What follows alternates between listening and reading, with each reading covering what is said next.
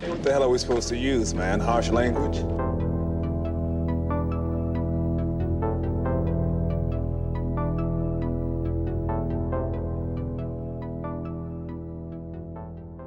Hello, everybody. Welcome back to the Harsh Language Podcast. We are here for episode 79. Damn. Mm-hmm. Yep, we're getting up there. Getting old. Getting up there in age. Yeah, we got a good one today. Movie I didn't even hear of until we decided to talk about it. We're talking about American Fiction a little bit later. Yeah, so stick around for that. And as always, if you have not done so already, if it's the first time here, consider subscribing if you liked what you're listening to.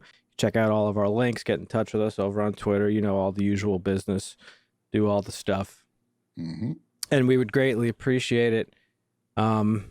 This is post-Super Bowl Sunday. Mm-hmm.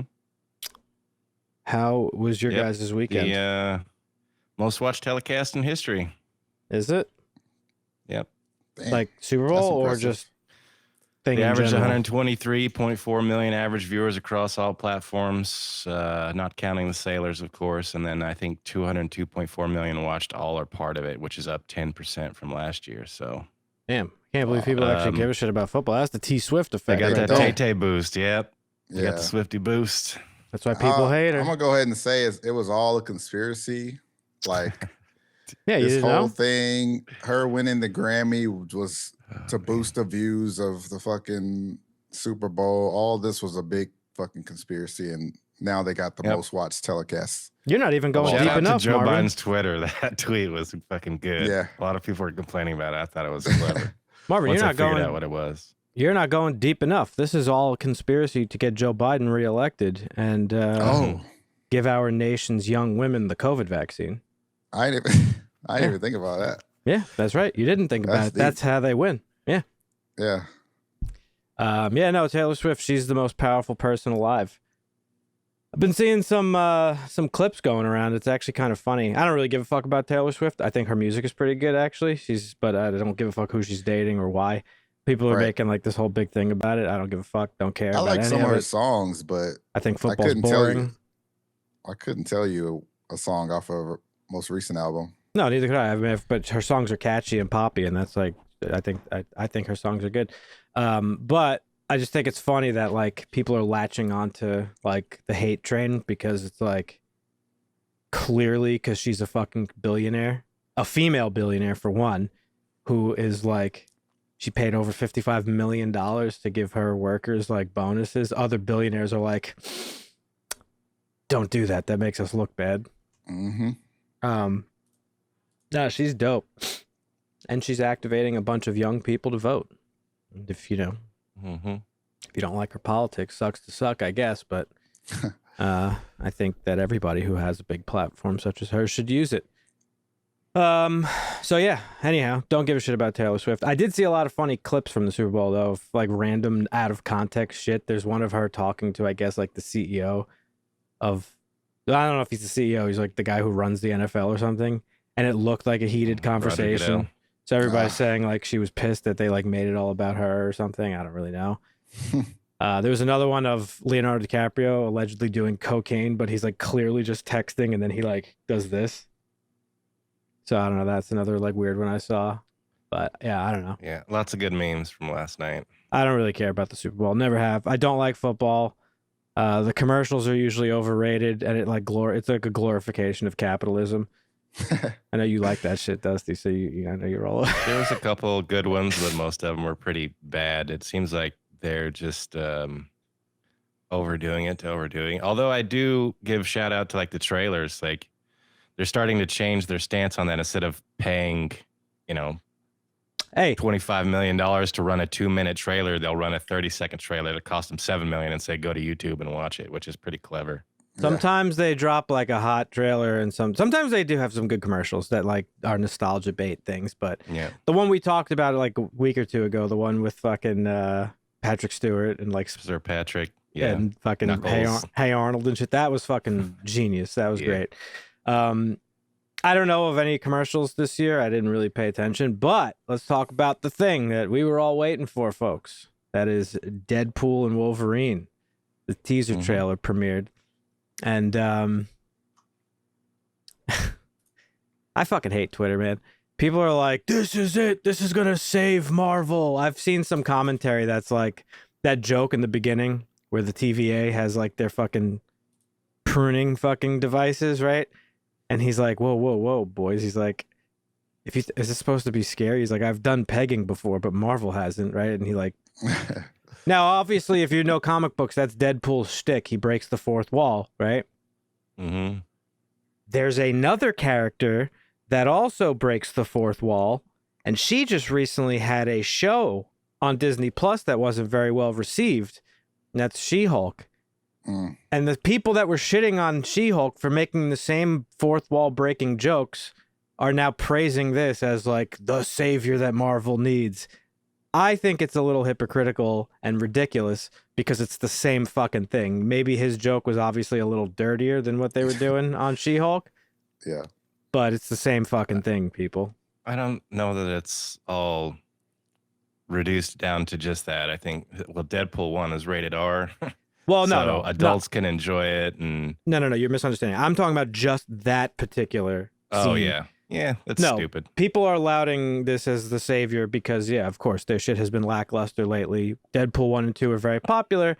And, of course, the elephant in the room, that continues to be the elephant in the room, which I want to talk about, is that Wolverine is coming back, and it's Hugh Jackman. And that's, like, what everybody's, like, you know, everybody's hyped for that shit. Which... that's the Ryan Reynolds effect. That's what I'm hyped about. And I don't know, I haven't seen many people talking about it, that they kept this motherfucker out of the trailer, pretty much. That's ballsy. Yeah. I kind of figured they wouldn't show him, but they did. And that's really Ryan Reynolds. You figured they wouldn't show him? I would have bet my life that they would have showed him. They fucking showed us Peter Parker's debut in the trailer of Civil War. Yeah. They could have kept that a secret, but they didn't. It was the fucking whole, like... You know, it was the scene in when he swings in and like with the fucking under. Yeah, but that was back when they couldn't really do wrong per se. It was at like the peak, almost the peak of the first fucking storyline of the Infinity Saga, and they could get away with that. Now they have to. I feel like they kind of do have to just tease it to get people's hype and hope. I guess I don't know. There's some things that I just want to be surprised about. And I mean, we know Wolverine's in it, so I like the tease that they're like keeping it from everybody. I think that's kind of ballsy. It's cool. It's a great commercial. What'd you think about it, Marvin? Or trailer. Did you see it? You watch it? I didn't see it. No. Oh wow, man, I missed it. You're a movie review podcast host, Marvin. Huh? Did you watch any of the Did you trailers? see any of the trailers During the Super Bowl? Yeah. Yeah. I mean, Twisters was one I didn't see coming. The requel to Twister. The only other one I actually saw was Planet of the Apes. Yeah, which looked cool. Yeah, the Wicked trailer was also looks pretty good. Let's see. Monkey Man also looks really good. They did that one. Inside Out 2 with Anxiety is the new emotion. People are very upset over Wicked. I think. Okay. Those minorities were playing the witches. It's crazy. Yeah. But yeah, no, I like I thought the Deadpool trailer was pretty good. I mean, it did what it had its teaser. Yeah. It's not really fucking showing us anything. And the story seems to be what was like leaked or whatever. It's the TVA like going after him after what he did at the end of Deadpool 2. And it's going to be them, universe skipping. I did, however, read that the villain, and I don't know if this is new information or if this had been out for a while or what, but apparently the villain of the film is a Grant Morrison creation. She is, what's her name? It's Xavier's sister. That they were twins, like in the womb. Right. What the fuck is her name? I can't think of it. Cassandra Nova. Yes. And she is Xavier's twin, and she's very powerful, so he like kills her in the womb. But I think she comes back. I think she's basically like a fucking not a symbiote, but she's like a fucking what's the word I'm looking for? A fucking what is like it? Voldemort. Like a parasite. thought? No, she's like a parasite on like whatever host she takes over, but she's very, very powerful. So that's kind of interesting. Guessing, I mean, this is gonna be it. This is the first we saw fucking, you know, what's his name? Fucking the big silver dude. What the fuck is his name again? Can't think of his name.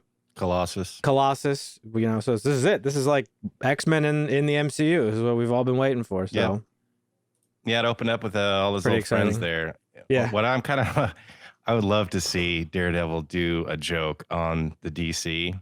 You know, when Superman and Batman are fighting and there's that whole Martha scene. I'm sure they It's will. like, Martha! Oh, that'd actually be Okay, funny well, if they did that. His girlfriend's name is Vanessa and Kingpin's girlfriend's name is Vanessa. And if like that's Deadpool were to fight Yeah. Kingpin and be like, Vanessa! That'd be Save kinda- Vanessa! Yeah, that'd be kind of funny. That show would be pretty funny. Also, shout out to Rob Liefeld. He is retiring. He is the creator of Deadpool. He's been going for almost 4 decades now, but he says he's done enough and he's stepping away. This is his last project with the Merc with a Mouth, and he's handing it off for Marvel and Disney to take the wheel. So, Fare thee well. yes, sir. Yeah. Planet of the Apes looks good. What do you guys think of that? Mhm. Or you didn't see it, Marvin, but what did you think of it, Dusty? Yeah, it looks good. Looks like they're getting closer and closer to the original film as things. You think that's what they're progress doing? along. I think so. Yeah. So you I think mean, we're getting to like a reboot of the original? Yeah, I think they'll end up where we're getting to that point where Earth is going to be nuked and there's going to be a Statue of Liberty on the beach and whatnot. I think we're getting. Well, I getting to think that point. Well, I think from this, I think we knew this already, but this movie is like, there's no Caesar in this. It's like, this is like decades after Caesar's reign, and this is like the new Bloods.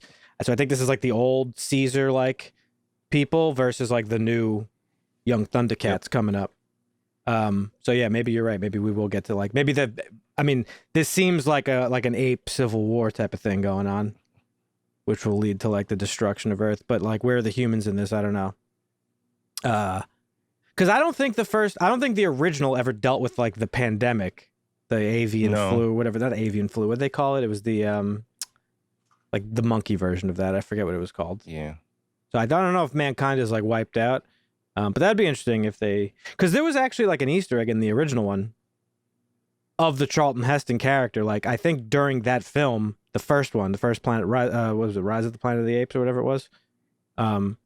Dawn, or was it Rise? Was it Dawn or Rise? One of them. Dawn or Rise. The first one. So close. The first one in the trilogy, there was in the background that like news story of the rocket going into space Right. prior to the virus spreading. So that could still work within universe that he now comes back and it's like, what the fuck happened here? Yeah. That'd be cool. I wonder who plays the Charlton Heston character. Who's like the modern Charlton Heston? I'm going Ryan Gosling. Yeah, he's probably up there. That was, I think, is that who was it? Schwarzenegger or Stallone was saying that they like him to play them in what movie was it? Now I can't even think of it. They picked him as a successor to one of their bigger roles. I don't remember if it was it couldn't be Rambo. Maybe it was Schwarzenegger. I'll have to go back and check, but Fucking Commando. Suburban Commando. Remember that movie?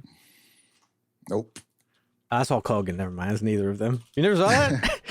Oh, that movie's fucking good. That's going on the Make Marvin watch list. I used to watch that shit all the time when I was a kid.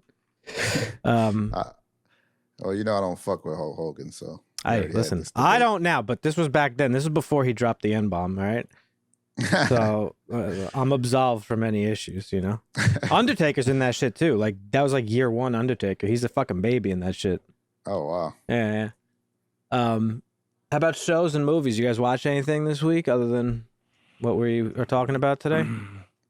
Watched a couple movies. I finally sat down and watched Wonka. Oh, nice. Timothy Chalamet. It's a pretty good film. I mean, prequel, I don't know. It right? feels It's like like- they were.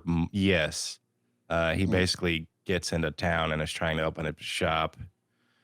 gets into a bad contract with somebody and then tries to get out of it, and the people that are trapped up with him help him along the way. It feels like there's more songs in this one than the original, which, I mean, musicals, they're all right, but not the same. There were some real good nods. Timothée Chalamet actually did Pure Imagination, which he did a really good job on. Now I have a question. So, yeah. I didn't care about this movie since it's been announced, and I probably won't watch it. Maybe I will eventually, but I was curious. Visually and his acting, do they lean more into the Tim Burton remake? No, it's more like the original. It's So Timothée Chalamet is not doing like the Johnny Depp version. No. Okay. Yeah, he's doing what's his name's version? Jesus. Getting old. You start taking them fish oils, man. Willy Wonka and the Chocolate Factory, Mr. Gene Wilder, come on. Yeah, Gene. Mel Stewart, come on now. So he's doing more of like the Gene Wilder. Yeah, it's much more like the Gene Wilder version. Visually as well, like the costumes and like the set design and stuff. Okay, I was actually curious of how they were gonna go with that. At the time the Charlie and the Chocolate Factory came out, that's the Johnny Depp one. Maybe it was like after it came out. I don't remember. I was working at Circuit City one year for like the holidays, and like they fucking played this movie on repeat in my section on the TVs. Good fucking Lord. I used to want to fucking jump into traffic. It was like this and Christmas Vacation. They played just on loop all the time, constantly. Oh my God. I have like a deep, deep, deep resentment for the Tim Burton version of this movie.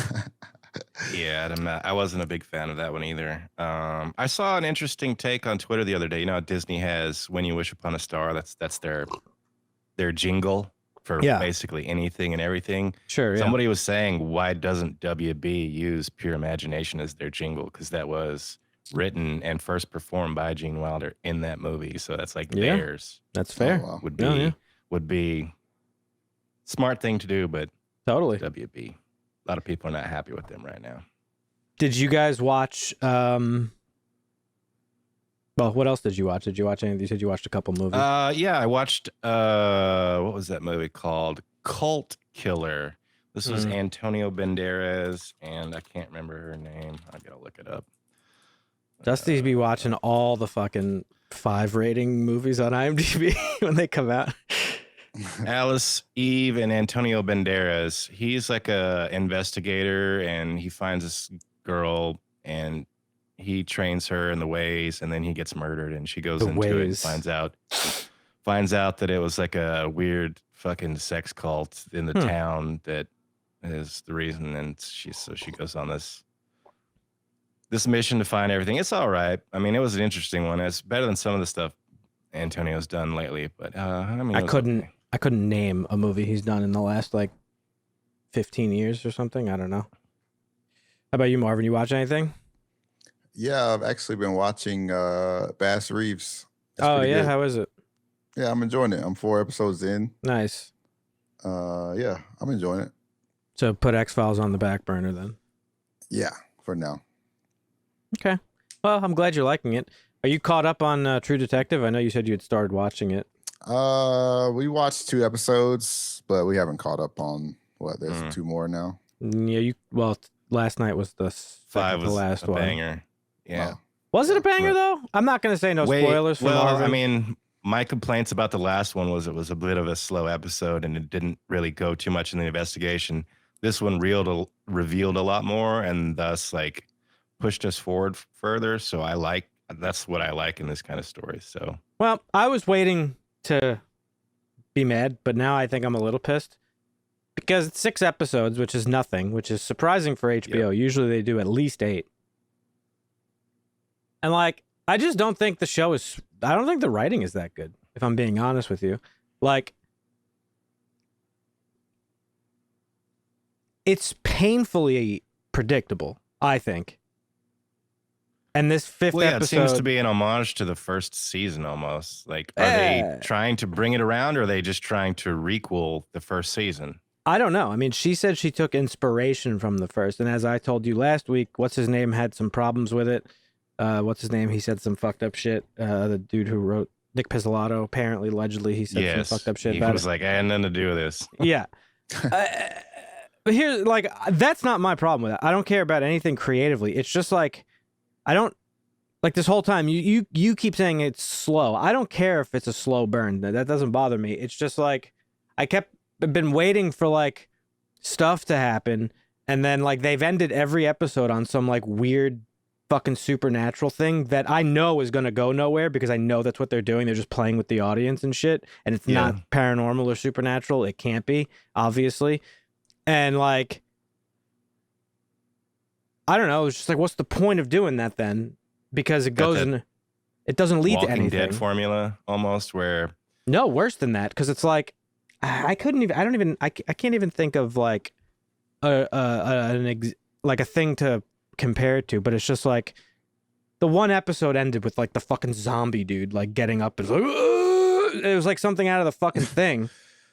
And then the next episode he's just like, oh yeah, he's like very fucking, he has severe fucking frostbite. It's like, what? Right, yeah. Like, what the fuck are we talking about? So like, I get like the whole thing is like supposed to be in their heads and like played up because of, but I don't know.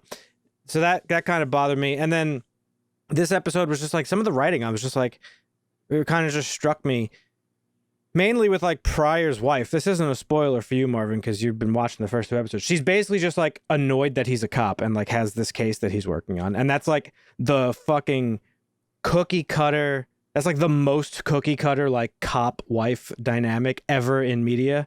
It's always like, you're never home and you're like so like, it's like, yeah, I'm on a tough case. It's like, all right, dude. It's like, so, and if it just feels like an arbitrary thing to give him to have some sort of like character, other than the fact that he's like devoted to what's her name, Jodie Foster. Yeah. So last night's episode, she like kicks him out. Sorry, Marvin. It's not a big deal at all. She kicks him out, and it's just like, I was like, okay, so what? Like, this is so stupid. She's like, it just makes no sense. I just can't stand that. It's such a default, like, easy thing. It's like, well, you're never home. It's like, well, I'm a cop, you fucking idiot. Like, I have a job to do. I'm sorry. I'm like one of 3 cops who actually give a fuck in this small fucking bumblefuck ass town. Sorry that I'm doing my job. Like, it's just such a stupid thing to me. Yeah. So that pissed me off. And yeah, that was really it. I don't know. It just seemed like an arbitrary like drama to give him. Yeah, it is. But I mean, I don't know, like you said, it's predictable. It kind of felt like it was leading towards something like that because he's answering the call anytime. Well, the thing that happens, calls to do anything, even if he's off work, even if it's on Christmas, even if But what's the point of that? Is my question. Like, what does that do for me as an audience member? It just shows me that he's devoted to her, which clearly is supposed to make what happens at the end of this last episode, which I won't say, make more sense. It's like that whole dynamic between him and his wife is supposed to lead up to that moment and make it make sense of why he would do that. You know what I mean? Yep. So I get it, but also do better. And then like the actual where the case is going, I won't say it again, but like it was so obvious, like it was obvious the whole time. I think even you and I talked about it early on. Like clearly that was the case. So I don't know. I hope they ended strong next week, but I was a little disappointed I'm getting disappointed. I still like it overall, but I don't think it comes close to the first. It definitely doesn't come anywhere close to the first season, and I don't think it even touches the 3rd season so far, but that's just me. Acting is good and stuff like that. The mood and fucking all that stuff is cool, but I don't know, story-wise, it's a little bit weak. Do you agree or disagree?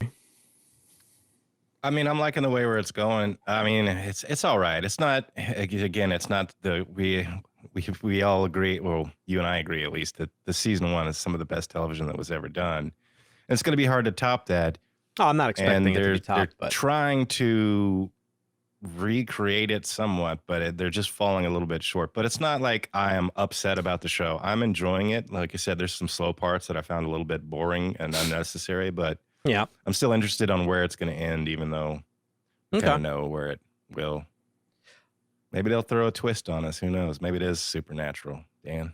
Maybe it's aliens. I haven't seen anything. Well, there was that like super weird thing how it opens in the first episode with the fucking caribou just like diving off a fucking cliff. So like, I don't know. Yeah. But other than that, I haven't really watched anything. I was gonna sit down and watch that movie, that rom-com that came out recently. Oh yeah, I saw that. Yep. Anyone But You. It had like just came to digital, but it was a little bit late when I saw it, and I was like, you know what, I'll save it. But otherwise, I haven't watched anything else. You know what we haven't talked about that I would like to talk about? We haven't talked about all that fucking dog shit news that had come out about the Last Airbender Netflix live action. We like touched on it briefly, but then after we recorded 2 weeks ago, that interview came out, that article with the interview with the creator. And he's like, yeah, we're changing fucking all this shit. Like, Sokka is fucking, he was a little too sexist in the cartoon, so we're going to get rid of that altogether. Aang is not really going to fucking go on little solo adventures of discovery to figure out, like, who he is and what his purpose is. Instead, he's just going to, like, have dreams about it. It's like, what are we fucking doing here, guys? They're changing also how Katara, like, the way females are portrayed in the card. It's like, what are you talking about? They should have said nothing. They should have said nothing. Just dropped it. Because now I don't want to watch the shit. Yep. Yeah. They just fucked themselves. But totally. listen. We knew in our hearts it was going to be bad. Just like the day before. We knew it was going to be bad because the original creators left after 2 years of working on it. Okay?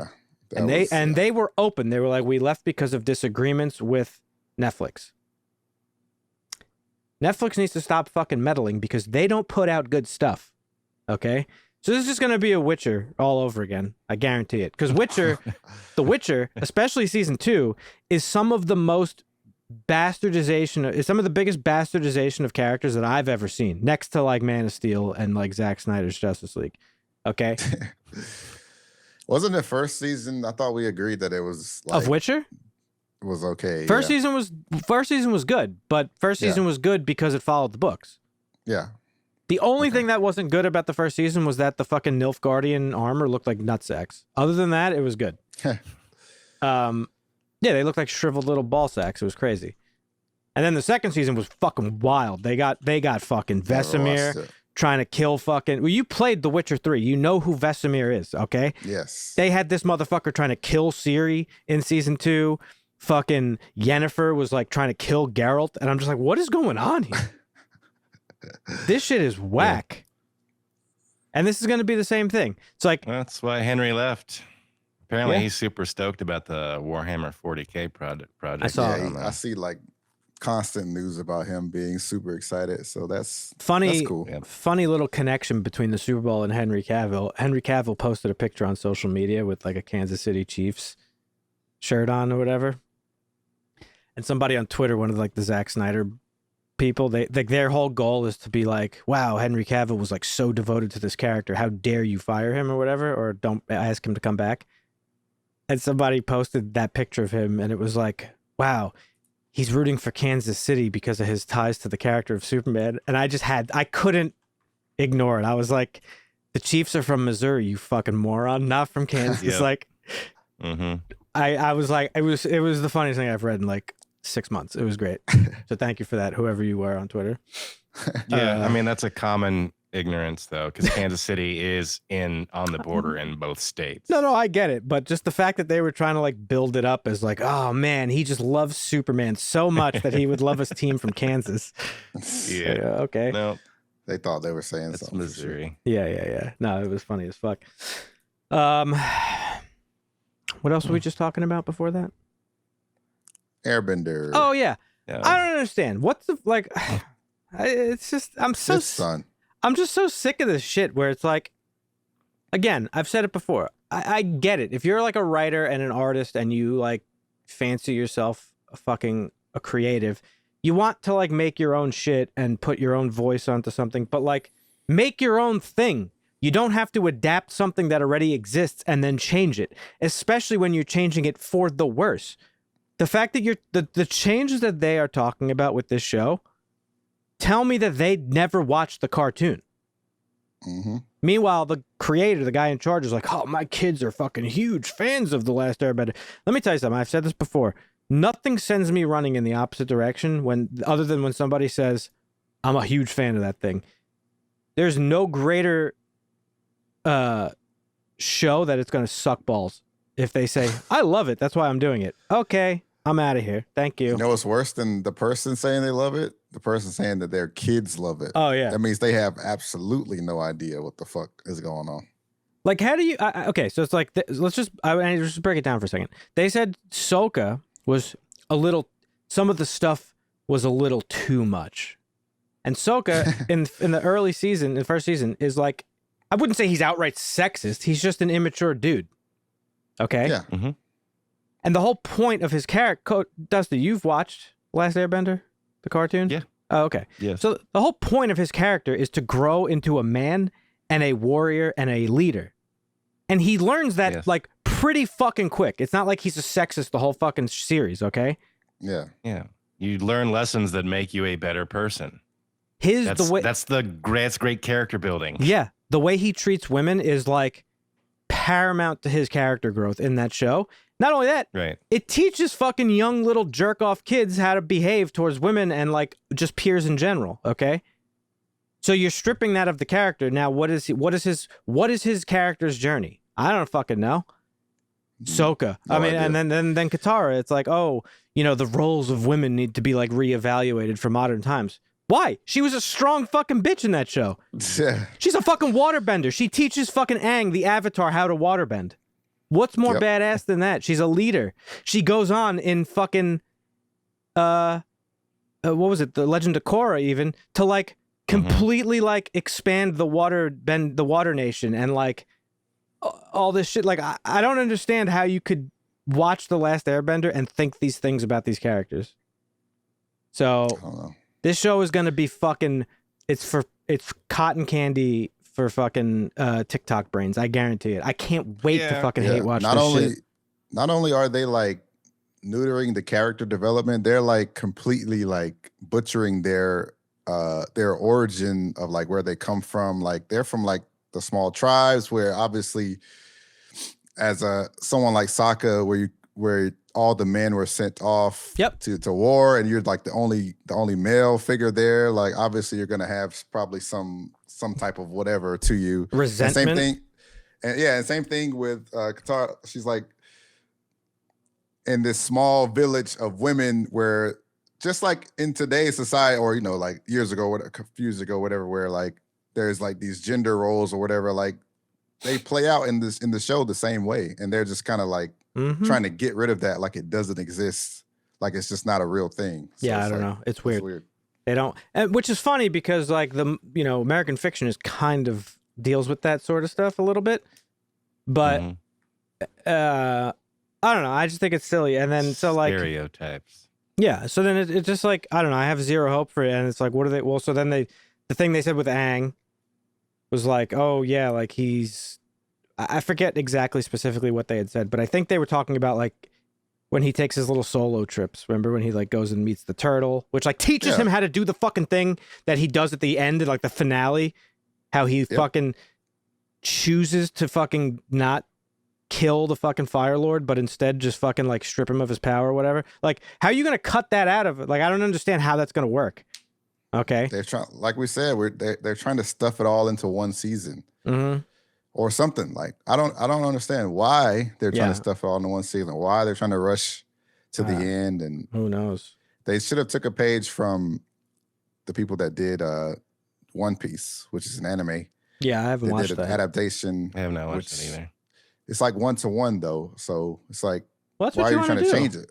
And that's again for all the shit that I give Zack Snyder, that's like the thing that I praise him on a lot is his adaptation of Watchmen.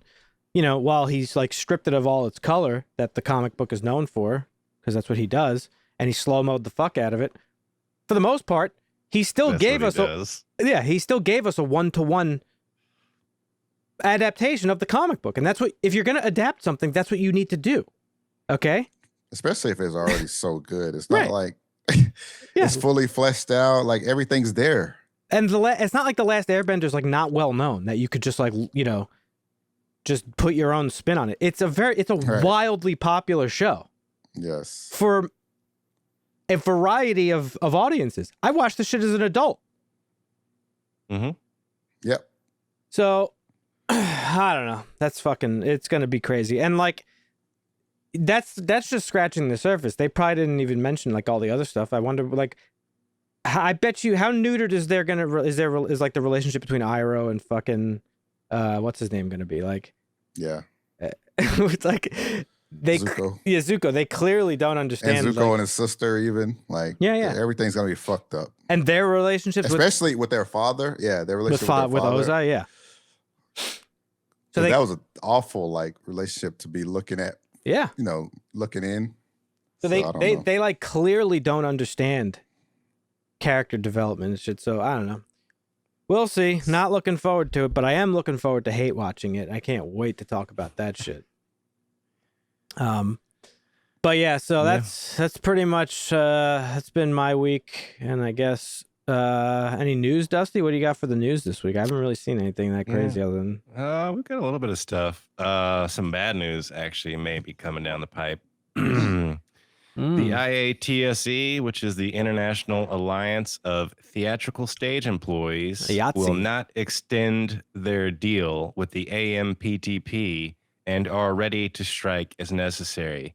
Let's go. Now, More this strikes, is baby. the IATSE covers about 170,000 workers, and these people work on everything from film, television, live plays, and these are the people in the background that do all the little work. Yep, my cousin was a union rep for years. More workers than what was represented by SAG-AFTRA. They only have 160,000. This is 170,000, and we just got off the double strikes, and they feel like they are not happy with their contract. They're not going to renew it, and they are willing to strike if the AMPTP doesn't come forward with what their demands.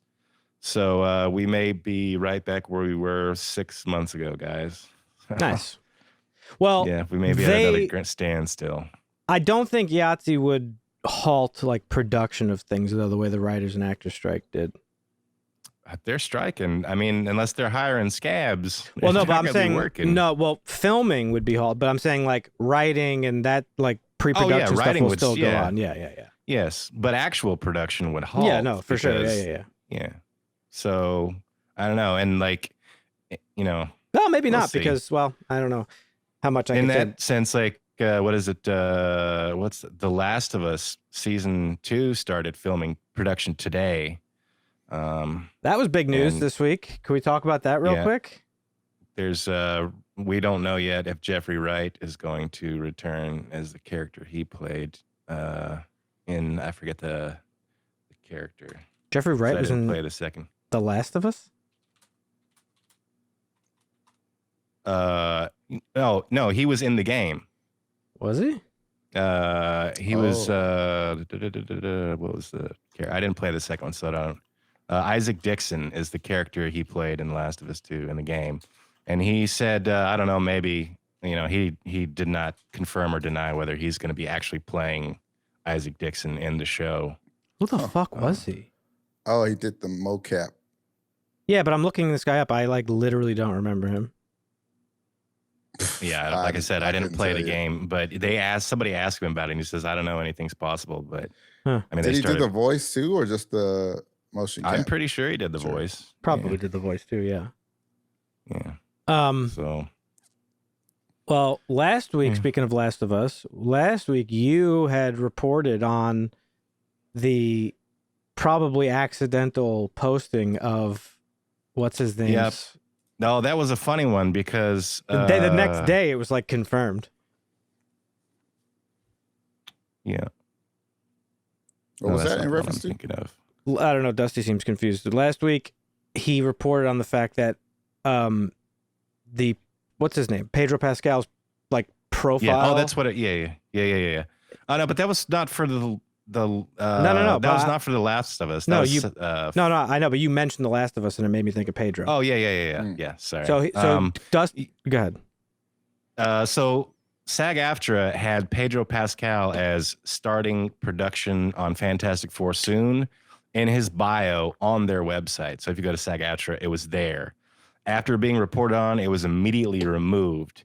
And like the very next day, for some reason, director of the film, Matt Shackman, shared or reposted it, I think, on his Instagram, and then immediately just deleted his Instagram account. So we had two leaks about Pedro Pascal being, Reed Richards in Fantastic Four. But so then, like, everybody reported on it. Yeah. Damn. Yeah, that was a pretty funny one. So I guess I thought it was funny Pascal, that Matt Shackman put it on Instagram, and then instead of just deleting the post or whatever, he just deleted his entire Instagram account. That's just like gone. That's like a husband getting caught cheating, and he just like steps on his phone because he's like he doesn't want his wife to see the text. Yeah. It's like, let me see your phone. He just like wings it against the wall. Oh, so I guess Pedro Pascal is playing Reed Richards. I don't care for that casting, but what do I know? It doesn't make sense. Yeah, I don't know. I mean, it's plausible that he's not Reed Richards and he's playing a different character, but I don't know. Beginning work on Fantastic Four soon is pretty interesting, nonetheless. Is that lazy casting? Oh yeah, I think so. I think it's just like cashing out on his popularity. Yeah, he's like the popular guy right now. And I bet you they think like, oh, okay, well, if we're gonna lean into like Marvel's first family, we need, because like executives don't think beyond like what's in front of their face, and Marvel's not immune to that. Yeah. And Kevin Feige has bosses, and like they see how Robert Downey Jr. is like a fucking superstar, don't really realize that it was like the role that kind of brought the stardom, like one of the greatest casts of our lifetime, really. And he like already had that, as we've discussed, like back in the 80s, he was like a heartthrob. He was part of like the Brat Pack and all that shit. But like this like revitalized his career. So I think probably in the executive brain, they're probably just like, well, Oscar Isaac is like super popular. So like we need the next like A-list main guy. Because if you're going to do Fantastic Four, Marvin, like I don't know. In terms of comic books, they're like they're called Marvel's first family. They're like literally one of the first things Marvel ever did is Fantastic Four. So like they're a big deal. So if Marvel's to be successful again, they need to lean on the Fantastic Four and the X-Men going forward, and Spider-Man, hopefully. Yeah, X-Men especially. I mean, I think there's a special place in fans' hearts for the Fantastic Four, but I mean, I think the X-Men are more loved. Comic fans. Comic fans. Because I don't give a fuck about Fantastic Four. But X-Men breaches the bounds of the comic book because of the 90s cartoon. Yes. Other media, like fucking video games and shit like that. And the movies. Yeah, video games for sure. Fantastic Four does not have the same general audience popularity as X-Men. No, but that catalog. Wow. But that's what they're trying to do. They're like, see, because that's why they hired Pedro. They're like, fucking Marvin thinks Pedro's sexy as fuck. We need drip. Marvin's fiance probably thinks Pedro's hot, so she'll want to go see that shit. Right? I bet you she thinks Pedro's hot. Go ask her right now. Everybody thinks he's hot, Marvin. Come on. Everybody thinks he's hot. He's got that daddy energy, you know what I'm saying? So, I don't know. Yes, I think it's a lazy casting. Will he be good at it? Probably. I don't know. Probably will be He's good. a good actor. Yeah. I just think it's lazy. You know my stance. I think all major superheroes need to be no-name actors for the most part. Yeah. But we'll see. That's hard. Maybe he's not playing Reed. Maybe it's like a whole big fucking deal for nothing. Maybe he's playing fucking Doom. I don't know. I know everybody in the mother wants Cillian Murphy to be Dr. Doom, but I don't know if he's the type of guy that would want to do something like that. That's the big concern about Pedro as Reed, right? Is because Pedro it was just announced that he's like stepping back from Mandalorian. But they got the movie coming out, but like, is he going to be the fucking in the body? Is he just going to do the voice? It's like, yeah, he's 48. So, I mean, he's got the time commitment looking like. Yeah, he's got shit going on all over the place. Yeah, he'll probably mask on. I imagine he'll do body double stuff but he'll show up for some, mask off scene. If they take his mask, who knows? Because right now he was redeemed by jumping into the waters of Mandalore, and now he can't take his mask off again.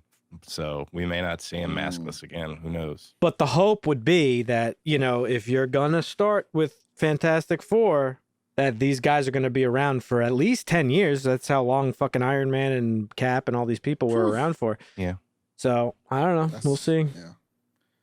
Yeah, which We'll RDJ, see. I think, said something about that. He said it was amazing getting into a character like that, but at the end, he was ready to be done with it, which I feel like any project you do that takes 10 years, like you're ready for a little bit Dude, of a change. 10 years is such like a huge part of your life. Like that's insane. Yeah. Which, So- I mean, That the only is thing he insane. had done really before that was Tropic Thunder. Like that was the biggest movie he did, between all of his drug and social media problems that he had back then, drugs and drinking. But anyhow, What else you got? Warner Brothers Discovery have won the rights to Ryan Coogler's new film. Michael B. Jordan is attached to star in this one. They have an April start of production. Why are you This laughing, was Mark? one of the Because they're always fucking doing stuff together. I was just gonna say that this was one of the last big projects that was trying to get swooped up by the studios, and it seems to be the last one. I think Sony landed 28 years later. So, but this is everybody was really happy with this one because it has commercial and franchise potential, and rumors are that it's a Jim Crow era period piece. So you'll love that one, Dan. Excuse me? Big fan of period. It's a Jim Crow era period piece. I know how much you love period pieces. So Well, yeah, and even more than that, I love Jim Crow laws. era. Yeah, I specifically love Jim Crow laws, I think. So yeah, that's gonna be a big period one for me. pieces, not Jim Crow. Yeah. Anywho, we've talked about it, so the fans will know what we're saying. But that's really all the WB news I have, except for, sports related. This is an interesting one, actually. Fox Corp, Warner Brothers, Discovery, and Disney are working together to launch a sports streaming app that will combine basically ESPN, some of the college networks like SEC and ACC, ABC, all the Foxes, TNT, and TBS, to just have a sports package because they're losing money over their affiliate fees because everybody's cord cutting. So all the big studios are getting together to say, hey, here's a sports app. Who's cord cutting? The NFL is kind of going to get left out because they have a lot of stuff on. They have a lot of exclusive deals, Sunday Night Football, Tuesday Night Football, some stuff on CBS. So that stuff won't be on there. But you'll have NHL and NBA will be a big piece. So if you're a fan of those and you want to find an all-in-one app, this seems to be like it's going to be it. No name. This is Disney and who? Fox Corp, Warner Brothers Discovery, and Disney, and they will all be 1/3 stakeholders. But it will be a new brand and an independent management team with each company owning. So it's basically all the big networks, no, not networks, but all the big companies having a stake in one sports thing. Yeah, all the companies that have sports programs are going to work together. And some people are complaining about this. They're saying it's anti-competitive because they're losing access. I guess other smaller media outlets don't have the access to this, but like this is what consumers want. Yeah, nobody like wants to fucking have 17 fucking apps on their smart TV, or maybe you do, but most people just want one fucking one app. Go to that place, fucking find what you want to watch and watch it. I don't remember if I talked about it on the pod, but like Nick, he's a huge NFL fan. I think I brought it up. Oh yeah, I did bring it up because he was annoyed that I said he's unfortunately a Raiders fan. But like, he got YouTube TV because they have the exclusive NFL stuff now. NFL ticket, yes. Yeah, so he could watch out of market games, but then for like one of the playoff games, he had to fucking pay for Paramount because the game was on there. So what you're describing, did he have Prime? Does he have Amazon Prime? I don't know what his deal was. He just told me because he had you can go on Amazon Prime and get a free 7-day trial for any of that shit. I don't know the HBO specifics Max, Paramount. That's how I watched it. I did a 7-day trial Paramount for free. I couldn't tell you. Point being is that it's silly for consumers to have to bounce around from network to network to fucking watch a fucking sport. I don't know if I told you. Peacock, I think, was a big one too when they did a football game on Peacock, and everybody was pissed off about that one. Dude, I'm a Rangers fan. Okay, a hockey fan, as you know. Yeah. They have a their own network. MSG Networks is where the Rangers play locally on. Yes. They have their own streaming thing called MSG Plus. Okay. Mm-hmm. And MSG Plus is like So you could get access to it for free with like a cable subscription. Okay, you could sign in with your cable provider, or you could fucking pay for it. Okay, guess how much? Okay, you could pay $15 a month. Nah, you could pay $29.99 a month if you want to watch. Just to watch Ranger games? Rangers, Knicks, Islanders, and Devils. Oh, okay. Or you could instead pay $9.99 per game. You can pay on a per game basis. Yeah, okay. No, I'll sail the seas. Could you imagine the balls that you have to fucking charge that kind of money? So, yeah. Well, I mean, in that news, Amazon is actually being sued. They received a civil suit in the state of Washington claiming that their model to sell Prime for years as ad-free was misleading. Now that they are forcing users to pay extra for something they've already had for years. Like, I've been an Amazon Prime member, I think, since like the mid-2000s when they first rolled it out. Right. And then Prime Video came along. You can obviously get Prime Video for cheaper than just getting Amazon Prime altogether. What are they charging extra now for Prime Video? So they haven't changed anything with Amazon Prime except they're throwing commercials in now. And if you want to opt out of commercials, you have to pay an extra $3.99 a month. And people are like, "It's fucking false advertising. You said it's commercial free, and it's been commercial free for years, and now you want to pay an extra $4? That's fucking bullshit." So there's a civil lawsuit going on, I think, in the state of Washington. So we'll see how that one goes on. I might jump in on that one and get my $4 check. I might jump in on that. Fuck them. You know, you didn't 25-cent check. I don't know if this was on your slate of news, but Marvin mentioned it in a message on Discord to us that Disney Plus lost like 1.3 or 1.9 million users in like crazy a single quarter or something like that. Yeah. That shit's crazy. That's nuts. They're hurting. Yeah, I think that's why Max is the only one that's reasonably able to be profitable right now. All the rest of them are bleeding money. What were you gonna say, Marvin? That's why what? That's why Iger was like, "Oh, we're pivoting now to make good shit. People will pay for your fucking shitty service. Dumb fuck. Like it's not that hard of an equation." Yep. This should be like proof to people that if you go to their pockets, they will change every time. Oh yeah. Yeah. I mean, I've been saying for years, like, you want gas prices to go down? Stop going. If you want like real, you vote with your wallet or your feet, basically. Yeah. If you want Call of Duty to be better, stop fucking buying Call of Duty. Yep. If you want change to happen politically in this country, don't go to work one day. I guarantee you, if everybody in this fucking country just one day didn't go to work, there'd be fucking some big changes overnight. Yeah. So. I don't know. Problem with video games and stuff like that, it's like more of a social status thing now than like just buying it for just the game itself. So like, well, no, I know people will buy it just because. No, I know what you're saying. I'm just saying. Well, yeah, people are fucking sheep and they're stupid. They're like, well, fuck, my friends are buying Call of Duty for the fucking 11th time. I guess I have to. Yeah, no, I know for sure. But like, that's how they get you. That's why that's why Call of Duty hasn't been good in fucking 20 years. Yep. Okay. So in a minute. Yeah.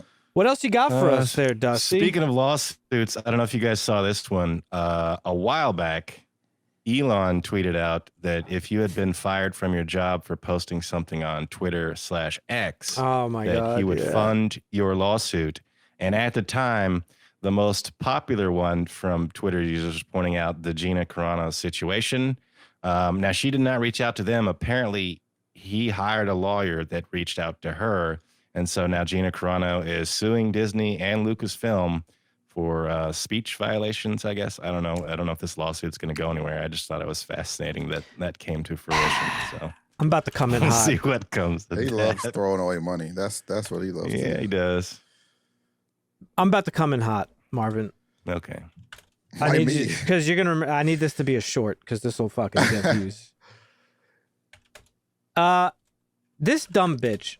Okay, she's fucking working on one of the more popular shows that exists currently, The Mandalorian. Okay, and she got fired And she was fired in February of 2021 because she shared quote unquote offensive posts on social media, including one implying that being a Republican today is like being Jewish during the Holocaust. Okay. I think that was like the main one.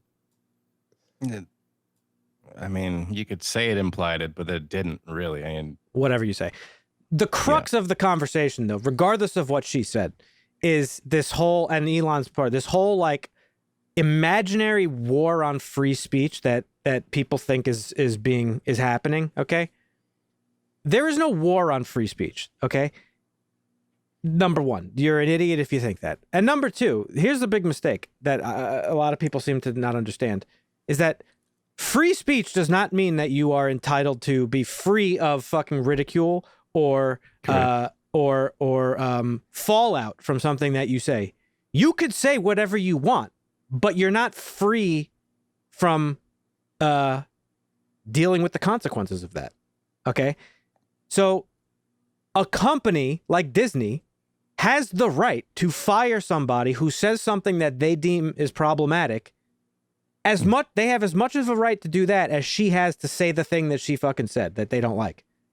Right. So this outrage that happens over free speech is hilarious to me. It mostly comes from the right against the left, that like, oh, the left just wants to stifle free speech and this, that, and the other thing. You could argue that Pedro Pascal's, some of his anti-MAGA tweets were subjectively worse than what she posted. For sure. Comparing people who voted for Trump to Nazis and fucking, Confederate but that's not for us, or whatever. But that's not slavers. But that's my point. It doesn't matter what we think. It matters what the company they work for thinks. Sure, absolutely. I agree with that. So, like, if Pedro Pascal got fired, I would say the same fucking thing.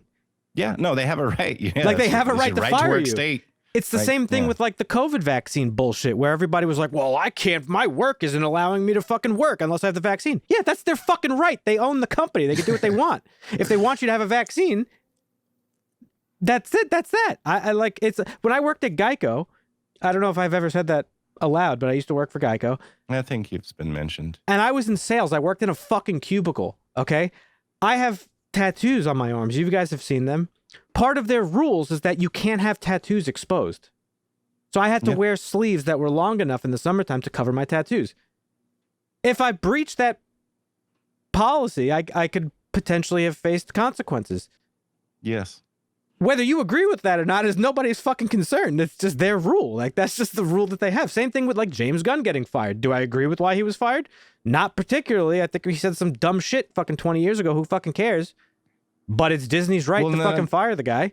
Yeah, but circling back around to it, like, if you break the rule, like showing tattoos, it's like, well, if they fired you, but then they didn't fire person B because they were showing tattoos because they liked their tattoos and they didn't like your tattoos, that's when you get into it's a little bit problematic, right? But yes, but bias does not necessarily mean it's a violation of free speech. Sure, Nobody's telling her absolutely. she can't say these things. She wasn't kicked off of Instagram, as far as I know, or wherever the fuck she said the stupid shit. X. Yeah. Like, so nobody's free speech is being stifled here. That's the thing that I really wanted to, like, point out and rant about, is that these people all cry like, oh, my free speech, my free speech, my free speech. Like, say whatever the fuck you want, but don't be surprised when you have some fallout because of it. That's all. Anyhow, you got me all fucking worked up now. That was a good one. There's a heart rate at. All right. 86. Not bad. Speaking of Star Wars, still a long ways away for anybody that was hoping to get a feature-length film anytime soon.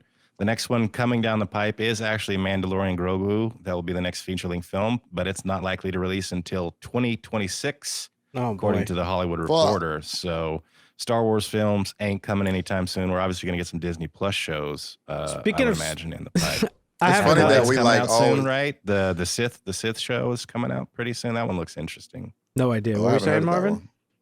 It's funny that we always say something about how far off something is, even though time has been flying at a rapid pace. Yeah, it'll be 2026 next episode. Like I saw, speaking of Star Wars, I saw some shit that Daisy Ridley said in, like, some fucking thing that she's like, oh, I'm super excited to get back to playing fucking Rey and, like, that stuff.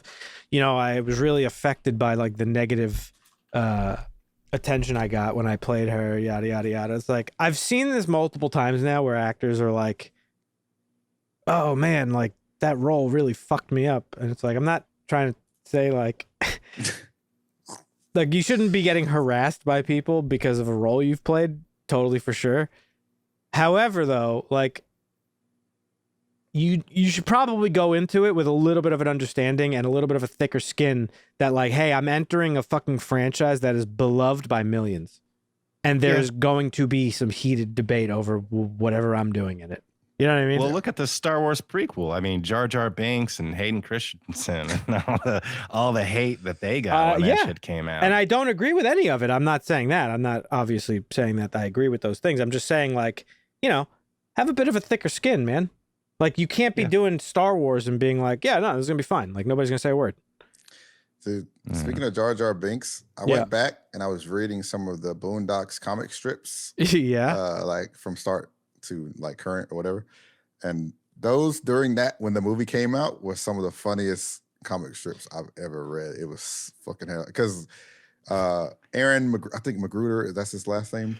He is like a big Star Wars fan. So he was like he was like one of those people that were like super like anti Jar Jar Binks and all that. It was he was funny. A terrible character, but also kind of racist too. Yeah. Matter of fact, he talked the way that like book was titled in this movie. Yes. The other book, what was it called? Weez from the... Weez lives in the ghetto. Weez lives in the ghetto. Misa lives in the ghetto. That's like how he fucking talked. Slave talk. Yeah. Yep. What else you got for us there, Dusty? All right, let's burn through this Disney stuff real quick. Mark Ruffalo, he was doing an interview, and I think with Variety at the Santa Barbara Film Festival, and they asked him about, well, you've got Cap, Brave New World, because they were asking him about a Hulk solo movie, and he's talking about, Feige asked me one time what I would do in a Hulk solo movie, and then he told me I'd never get a Hulk solo movie, and I'd just have to do it in 4 like MCU films, and I'm never going to get an MCU movie.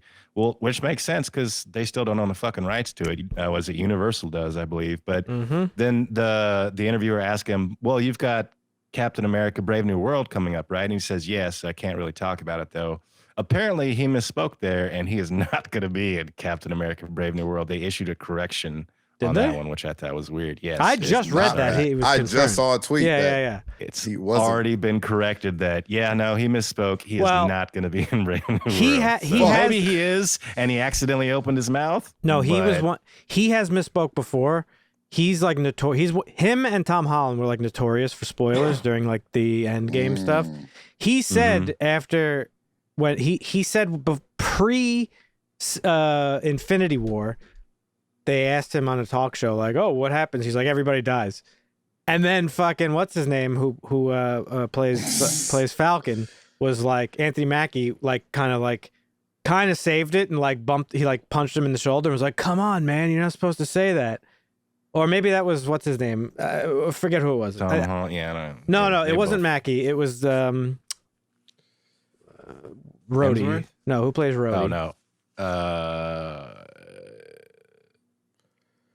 I need to fish those too. Yeah. What? Bad with names. Anyhow, he punched him in the shoulder and was like, "Hey man, you're not supposed to fucking say that." But it was like they made it like a joke out of it. But lo and behold, like he actually was spoiling the fucking movie. Like everybody dies in fucking Civil War. I mean, Infinity War. So he is known to do that. So maybe they're just doing some damage control and like trying to make it like it's not really a spoiler. Don Cheadle. There you go. Thank you. Yeah. I was thinking of Terrence Howard. But I was like, no, it ain't him. No, that dude's fucking solving the mysteries of the universe. Have you seen his videos these days? He's like fucking He thinks he's like inventing math or some shit. He's fucking weird. He's weird. He's a weird dude. Absolutely crazy. Batshit crazy person. What else you got? Alien Romulus is the official title of the upcoming Alien film, and we have a release date. It is releasing in theaters August 16th. So that's awesome news. Can't wait for that one to come out this summer. Let's go. Yeah. Yeah. Okay. Good one. And then Dan Trachtenberg, we talked about this a little bit in our chat. He's been working in secret, Patrick Eisen, something like that, on Predator Badlands. They worked together on Prey. And apparently it's far enough along for a July start of production as being planned. And not only that, but he's also working on a Prey sequel. I think he got an Emmy nomination for the first one, and that was, even though that was released straight to digital, it did really well. We liked it. Well, that came out during COVID. No, it didn't come out during COVID. Yes. No, it didn't. It didn't. It came out. Well, a little. I mean, how long COVID. is COVID for you? Because 2021 COVID still. Sure, but 2022. Well, no, we watched it for the podcast, so it means it came out last year. Last year, yeah. So it wasn't during COVID, but it was. I think it was like probably straight to digital because of COVID. I would imagine. Like it never got a theatrical release. That was that was still when they were still releasing things, and the theaters hadn't really bounced back, opened up, because Top Gun is the movie that saved the theaters. Remember, Tom Cruise saved the film industry. Yeah. But anyhow, so that I'm looking forward to that. Got a new Prey movie and a new Predator movie. So they're really happy with what he did with the first one, and they're ready to open up this universe. So maybe we'll get another AVP movie coming down the pipe soon. Who knows? Bring Arnold back. And then red carpet news. Nicolas Cage said he was on the red carpet for I forget one of the awards that's going on right now. He said he'd love to be in a future Star Trek film, but it depends on the script, and he would want to be on the bridge of the Enterprise.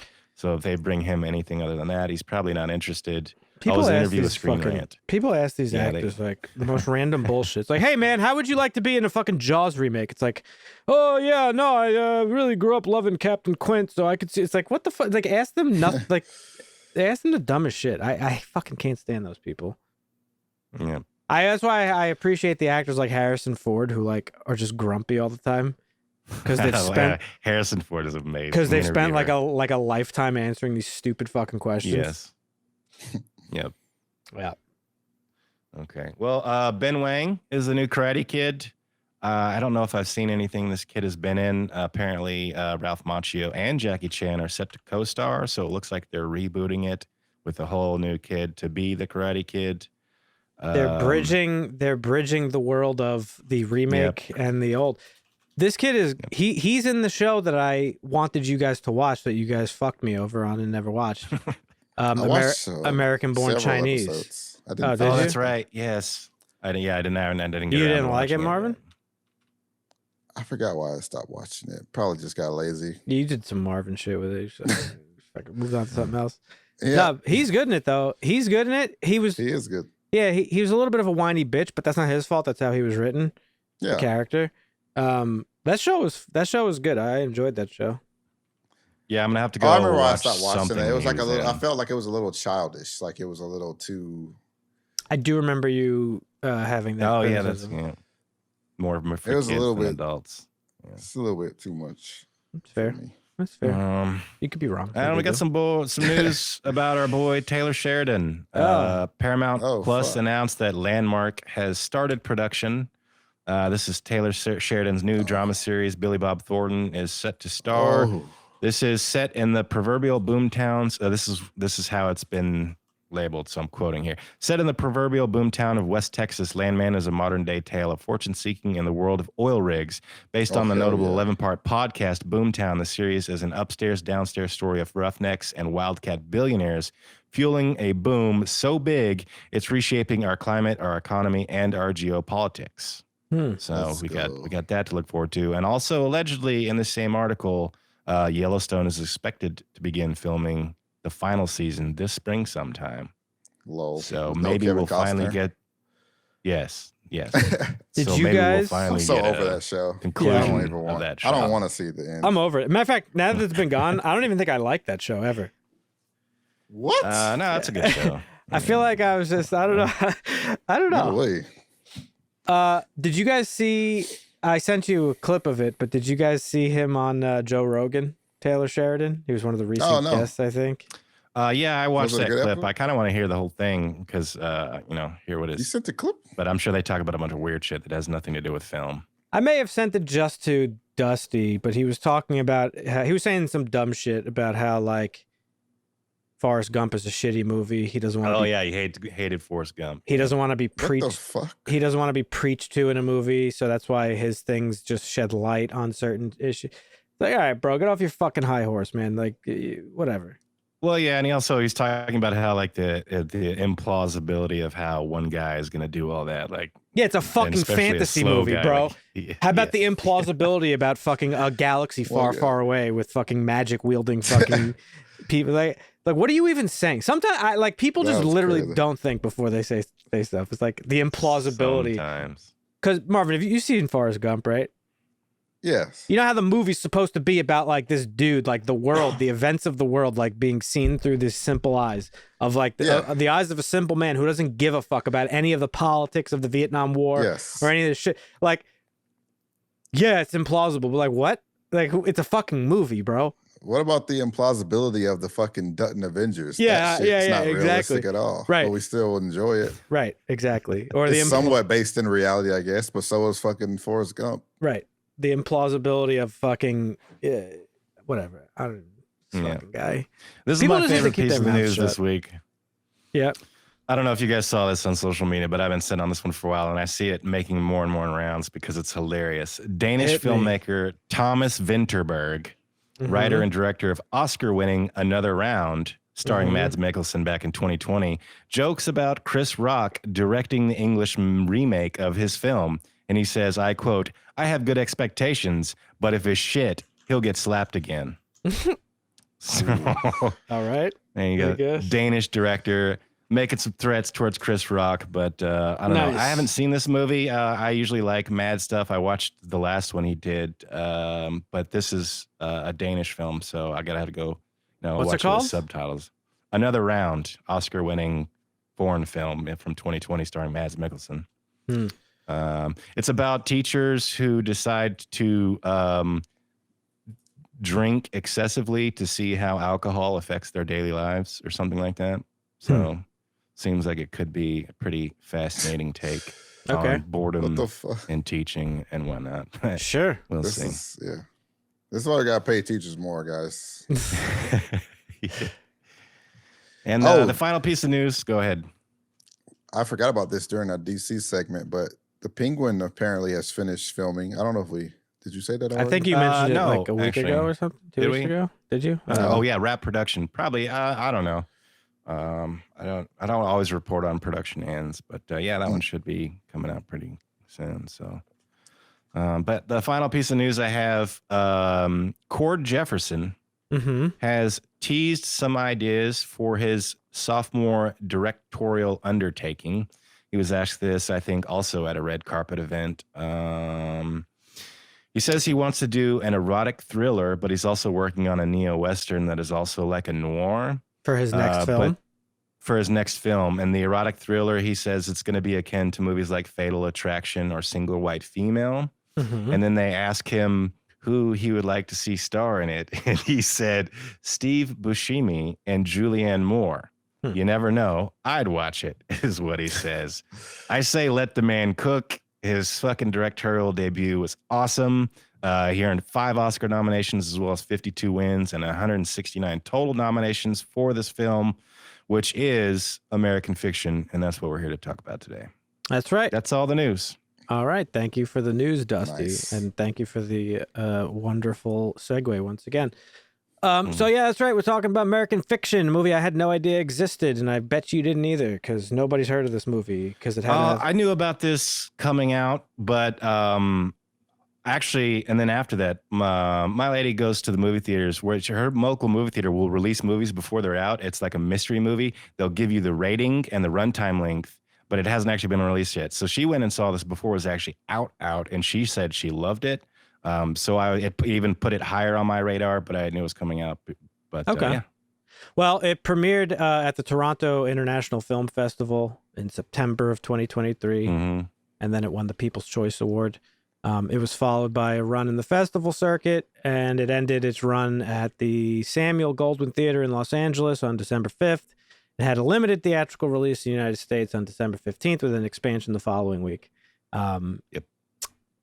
I didn't hear about this. I told my buddy George about it. He's like another like film dude, loves movies. I said, oh, you should check this movie. I was like, what's that?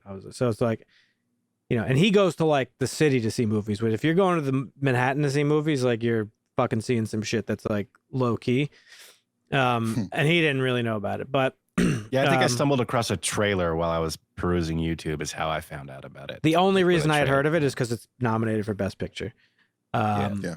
And it's so this is, as you said, written and directed by Cord Jefferson. It's his directorial debut. Prior to this, he's worked on some TV shows as writer, and I did the Watchmen HBO miniseries, Master of None, which was a Netflix show with Aziz Ansari, the show The Good Place, couple things. And this is actually an adaptation of a book called Erasure from 2001 by Percival Everett. Yeah. And it follows a frustrated novelist / professor who writes an outlandish satire of stereotypical black books, only for it to be mistaken by the liberal elite for serious literature and published to both high sales and critical praise.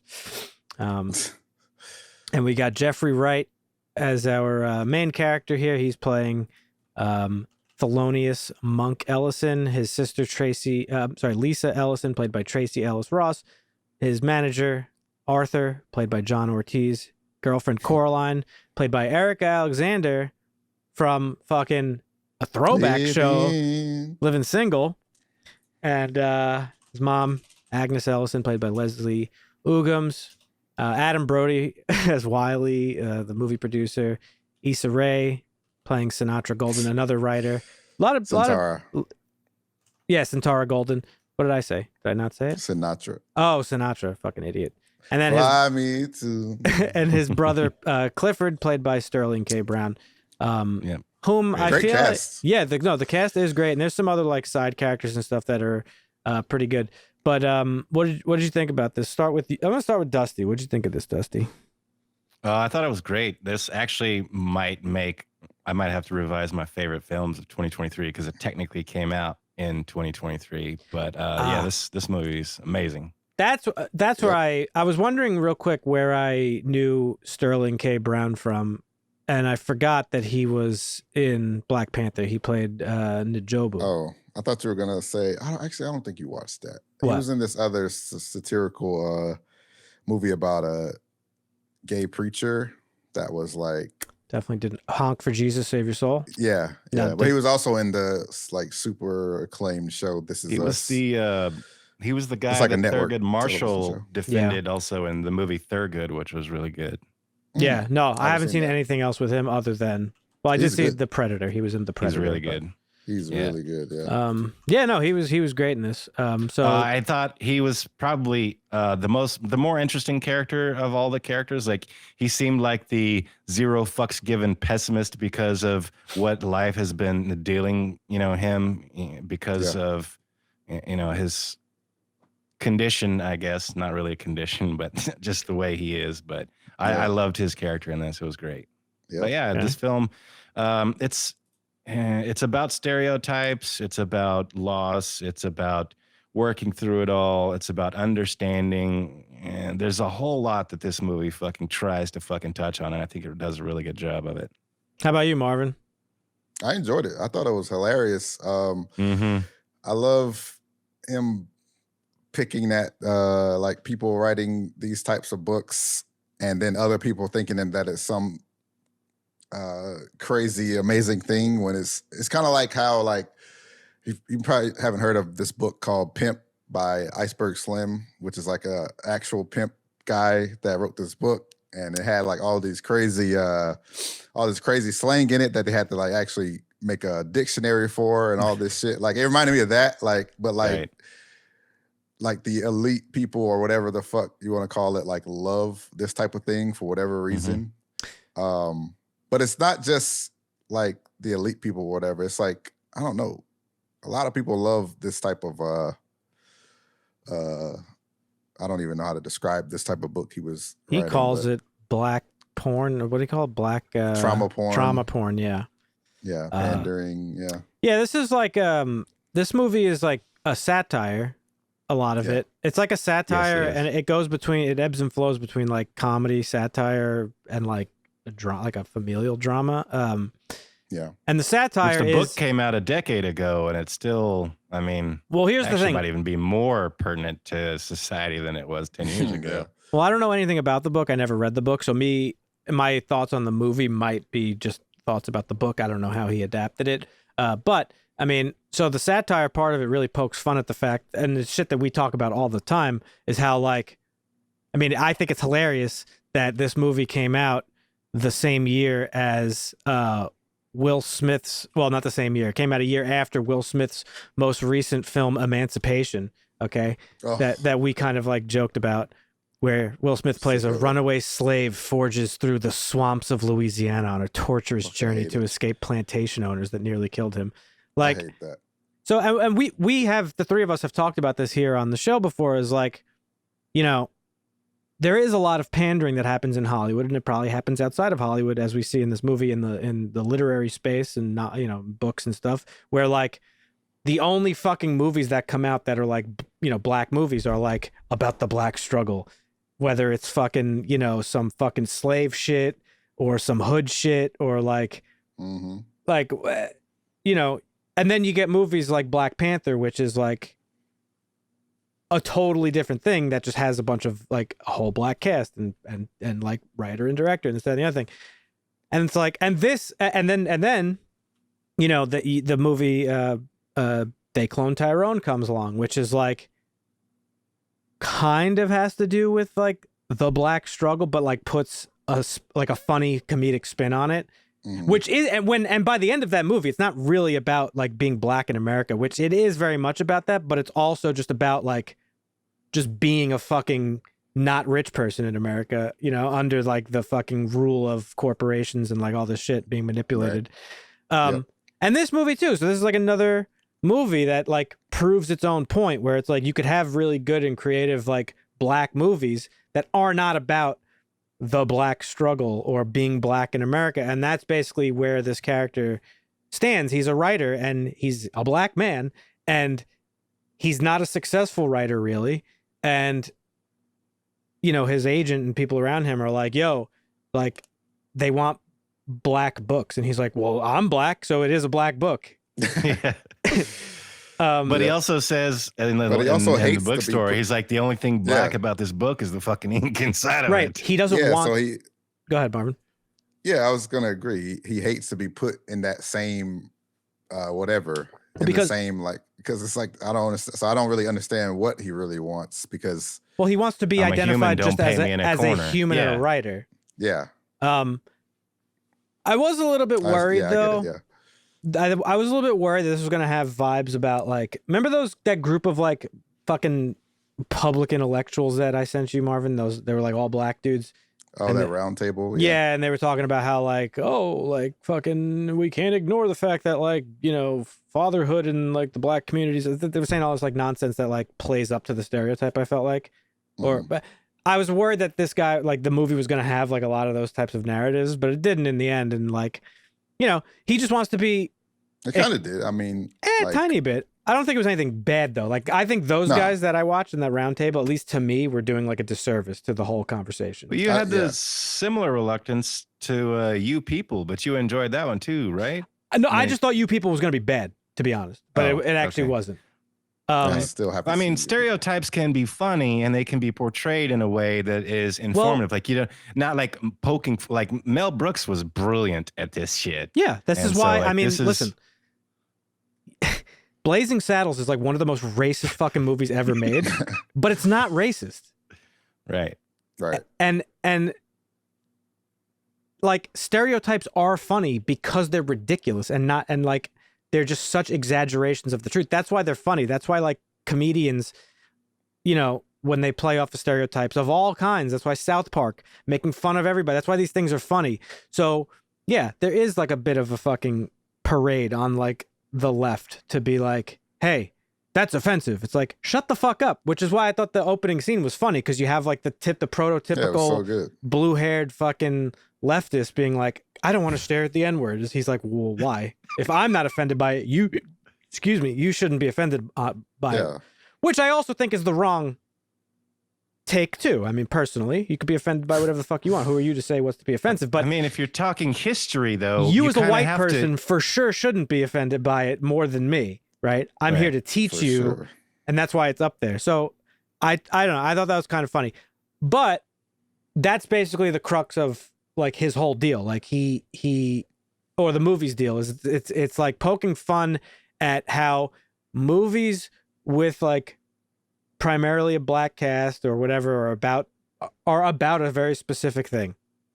So he goes and writes a book that's what was it even called at the beginning? What was the name of his My book? Pathology. It was My Pathology, but then he rewrote it to My Pathology. Yeah. And then it was from the perspective of like the prototypical like criminal black guy and everything that you would associate with that, like speech patterns and like behavior and all this stuff.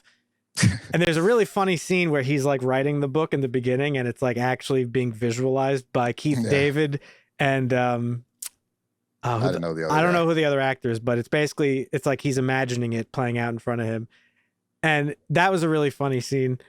And basically get rich or die trying. The gangster guy is talking like in slave speak, kind of like fucking like fucking Jar Jar. We's a gonna. Yeah, we's a go.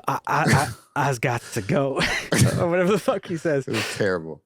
So, but it's like the same thing. It reminds me of like in that other movie where I missed last episode, where the guy was writing his Saltburn. Yeah, Saltburn. The guy, the main guy, was writing his essay or whatever, right? Oh, and yeah. He kept saying like thus or whatever and all these fucking words. Like people don't really talk like that, but it's like, get right like that, I guess. Yeah. So ironically, this guy, this writer, he tries to fucking he writes a book as like a fuck you. Basically like, oh, you want a black book? Like, here you fucking go. I'll show you how ridiculous that is. And then ironically, like everybody fucking loves it. He gets like a $750,000 publishing deal, which then turns into like a $4 million fucking movie rights deal. And he goes on to win like an award.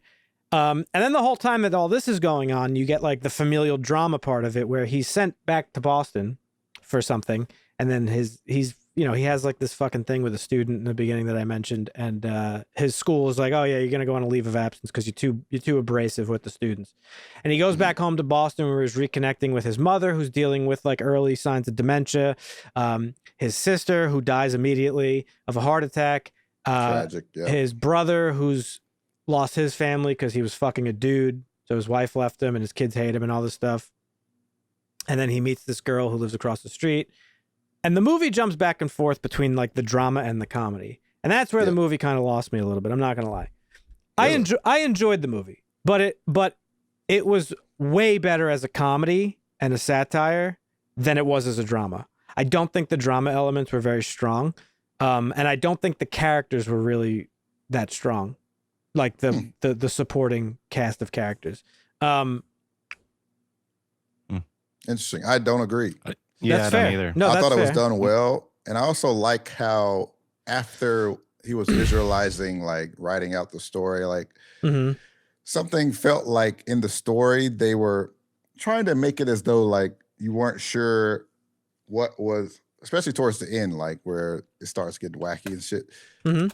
I wasn't sure like, okay, is this actually happening or is this just the book he's writing and the story he's telling? Like I like that whole thing in the movie too. That to me, honestly, the way the movie ends is what you're talking about, right? Because that's really where it happens, and it felt very jarring and abrupt, and not at one point up until that point did I even get like a hint of the fact that we were watching what he was writing. So it was very jarring for me and just kind of felt like a weird cop-out sort of ending. It didn't really ruin the movie for me. I just thought the ending kind of felt a little flat. But I imagine it was like that in the novel too. Well, I think, it was like a jump because we were basically witnessing what he had to go through. But then we get a jump where he's like, I've got another idea. This is the movie I want to do. And then it finishes he wrote what he just went through. Yeah, but there was what the reason it was jarring is because that jump, at least in whatever reality is in this movie, if all the stuff was really going on, that's what I'm saying. That would mean that he came clean in the end because the producer now knew him as his real self and not the criminal person, the fake writer. Right. He writes this book under a pseudonym, so nobody knows it's really him. So yeah, I don't know. I thought the family stuff was like weak because the characters weren't really super fleshed out. Like we're supposed to feel bad that his sister dies, but we don't really know his sister. We actually meet her for like 10 seconds and then she dies. Yeah. His brother, we get to spend a little bit more time with, but, you know, Dusty mentioned when I asked him to talk about how he liked it, you know, that you're like, oh, you get what this guy's go. Like, you only get like very surface level stuff with the family. And the brother is like, you know, he obviously has been living with the fact that he's gay his whole life, never came out, married a woman, had kids, then fucked a dude, got divorced, ruined his family because of it or whatever the fuck. His mom clearly is like an old school woman, so she's like a homophobe, calls him a queer at one point. So he's been living with this burden of being gay for his whole life, and now he's like out and proud and like going crazy doing coke and like fucking dudes and all this stuff. But it's a very surface level thing, and that's all you really get from him. And then his relationship with I mean, you get a little grounding. One of my favorite scenes is when Lorraine and what is it, Maynard or what her husband, where he's like, "Oh no, I'll leave," and she's like, "Your family, you know, well, you got to stick around." I'll get to that in a second, but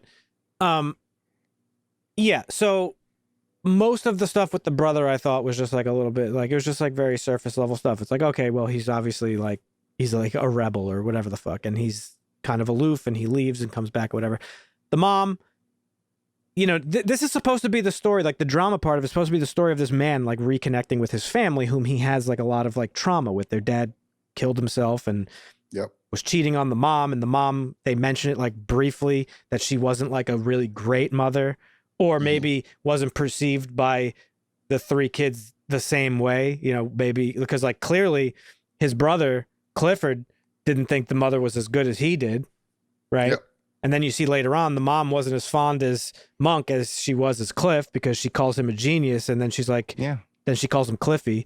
So like, I don't know. There's it's typical family drama. I mean, it's typical and I get family that they drama. don't really flesh it out, but this movie is about stereotypes. So they give you those stereotypes and you don't really need to lean into them. I don't think there were stereotypes in the family stuff. In fact, his family was the complete opposite of the black stereotype because they were a pretty well-to-do family. They had like 3 fucking houses. One's a fucking doctor. One's a surgeon. This guy's a fucking writer. Like they aren't the prototypical like black family that you would see in these types of pieces of art that like he's writing this book and movies and stuff like that, that they're the opposite of that. And I think that's like an ironic thing that the book or movie does. Again, I don't know anything about the book, but I'd imagine it's the same. So there's like that, like there's like his real life is the exact opposite of the life that is portrayed in his book. So I don't think they had any of those stereotypes, which is why I kind of found them a little bit weak. Well, it's like, well, if they're not those stereotypical things, like I want to actually know about them and care about them. And then there was the moment that you just mentioned was the exception where you don't even learn about Lorraine really, other than that she's like kind of like a maid / like house helper, which also again shows that they're like rich and well-to-do. Maybe not rich, but they have money at least a little bit. Or maybe she's the caretaker of the house. Yeah, or maybe they live outside their means because by the time all the medical stuff comes around, like they're struggling to make, you know, money to deal with it. But that moment, like I got a little teared up because the brother, like it wasn't because of the way the movie portrayed it, it was just because like I could empathize with a person in his position of like, wow, I felt like a fucking outsider in my own family all my life. And now here's this woman who's known me since a kid, like just reaffirming the fact that I am family. So that was nice, but it had nothing to do with the way those characters were written. So yeah, I thought the drama part of it was a little bit weak. I thought the movie was stronger when it was leaning on the comedy stuff. In fact, there were a lot, and when the movie's funny, it's like real funny. I didn't laugh a lot, but when I did laugh, it was like a pretty big chuckle. And I have a couple of moments. One was when Clifford was like calling to his mom in the house. And he's like, "You want to see fucking?" I forget what Monk calls his brother. He calls him like a caveman or something. He's like, "You want to see caveman, mother?" And he like yells it off screen. That was very funny. The white dude on the beach when he was like, "Do you have a permit for that? Is that human remains?" Shut the And they just like fuck up, ganged dude. up on him. Yeah. But at the end when the producer got the can and he's like, "Why is it wet?" And his assistant's like, "It's condensation." And he goes, "Condensation." Okay. So you're a fucking weatherman now. Okay. But the moment that made me laugh the most was when Monk has the first phone call with the publisher and his manager's like, "No, you gotta fucking like play into the character of like the fucking black criminal or whatever." and she's like, "Is this so and so?" He's like, "Yeah, god damn it." And she starts Motherfucker. talking, and then he goes, "Motherfucker!" Like that shit. I rewound that like five or six times. That shit was fucking Yeah, that was hilarious. great. Motherfucker. So yeah, I don't know. I liked the movie overall. I thought it was very good. I just thought the drama portion of it was weaker for me than the actual comedy of it. And then the end kind of like ruined them both for me because like I kind of just was like, well, what the fuck's going on now? Which it wasn't meant to be taken seriously because it's a satire, but Yeah. you know. I don't think, yeah. No, I can agree that the drama was weaker. I don't think it messed up the movie in any way, though. No, not at all. And I think the ending, it was pretty clear to me at the ending, it was like him being all this like holier than thou about the book. And then at the end of it all, he's just a sellout, just like anybody else would be. And, Yeah. You know, in a situation like that, I guess. So it's like, I don't know. I also expected to like, I expected the movie to be a little bit more poignant. Like, I understood what the movie was trying to say because I criticize that shit all the time. I'm always saying like, why pander to fucking any fucking community by being like, hey, here's an Asian Superman. Like, fucking just make a different character that's cool who happens to be Asian. All right? Right. So I get what they're poking fun at, and Hollywood does do that a lot. And I'm sure, I don't read a ton, but I'm sure fucking the book industry does the same shit. And I can't speak on what it feels like, but, you know, Marvin, you can. Does this, like, are you like him? Do you get annoyed when you see shit like this? Or are you more like, you don't give a fuck as a black man? I don't give a fuck. I mean, it happens to both sides, or not, I won't say both sides. It happens to any race, I feel like. Yeah, for sure. There's people that like, I don't even think it's pandering. It's like grifting at that point. Like, it's like, if you're Candace Owens, you're selling out this way. If you're whoever the fuck, whatever the fuck, other side, whatever. So when you're just selling out, like Ilhan Omar or whatever. I don't think it's because it's coming from. Is it pandering if it's coming from the person of the same race or color, whatever the fuck you want to? Well, not just pandering, but so he says at the end, towards the end of the movie, like he explains why it pisses him off, and he says to the other writer, that he feels that I forget exactly how he puts it, but he says it like, what does he say? It like flattens our experience, something like that. Yeah. Do you feel the same way or no? And those, like if you like, so Will Smith's fucking Slave movie, when you see something like that, are you like annoyed by it? Like, or you just don't give a fuck? Okay. I don't think it's that deep. Okay. That's fair.